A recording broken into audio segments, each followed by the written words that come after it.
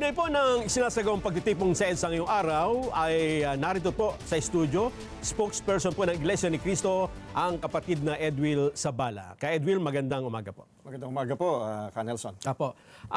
Ito pong pagdagsa ng mga tao sa White Plains, sa Quezon City, at meron ding nakita dyan sa Liwasang Bonifacio, ang iba po inatanong na sila daw po pala ay miyembro ng Iglesia ni Cristo.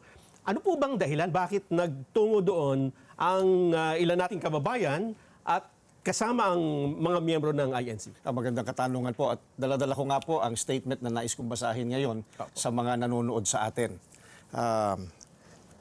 Narito po ang statement ng Iglesia ni Cristo.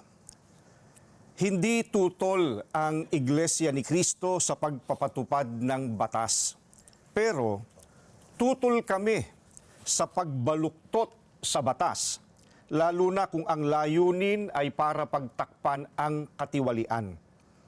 Gaya ng alam ng marami, si Senator Dante Marcoleta ay nanguna sa pag-iimbestiga sa isa sa pinakamalaking pandarambong na naganap sa ating kasaysayan. Sinimulan niya ito nang siya pa ang chairman ng Blue Ribbon Committee ng Senado. Subalit, pinalitan ng liderato ng kumiting ito. Gayunpaman, itinuloy niya ang paghahanap ng hustisya para sa atin na mga mamamayan. Ang ipinagtataka namin ay kung bakit siya na nagsusulong sa pag-expose ng mga sangkot sa napakalaking pagnanakaw sa Pilipinas ang kakasuhan at ipakukulong sa halip na ang mga na-expose. Ang ikinakaso kay Senator Marcoleta ay plunder na isang non-bailable crime.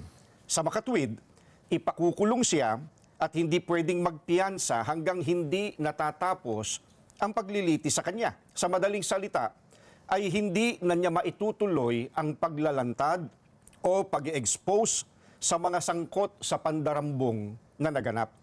Pero, paanong naging plunder ang pagtanggap ng campaign donation o campaign contribution? Hindi naman galing sa kabangyaman ng Pilipinas ang tinanggap niyang donation mula sa mga sumuporta sa kanyang pagkandidato bilang senador. At mismong ang COMELEC ay naglabas na ng desisyon na walang krimen na naganap sa pagtanggap niya ng campaign donation. Sinusuportahan ng Iglesia ni Cristo ang itinataguyod ni Senator Marcoleta dahil ito rin ang posisyon namin. Nananawagan kami para sa transparency, accountability, justice, and peace. Kaya, nais naming iparinig sa mga kinauukulan na kahit ipakulong nila si Senator Marcoleta, ay hindi kami titigil sa paghingi ng katarungan para sa mga kababayan natin na ninakawan. Gusto naming ipaalam sa kanila na isang injustice ang selective justice. At hindi kami mananahimik sa harap nitong napakalaking pagyurak sa katarungan na hinihingi ng ating mga kababayan. Yan po ang statement ng Iglesia ni Cristo. Maraming salamat po, Ka Edwil. Maraming salamat po. Abangan pa po ang latest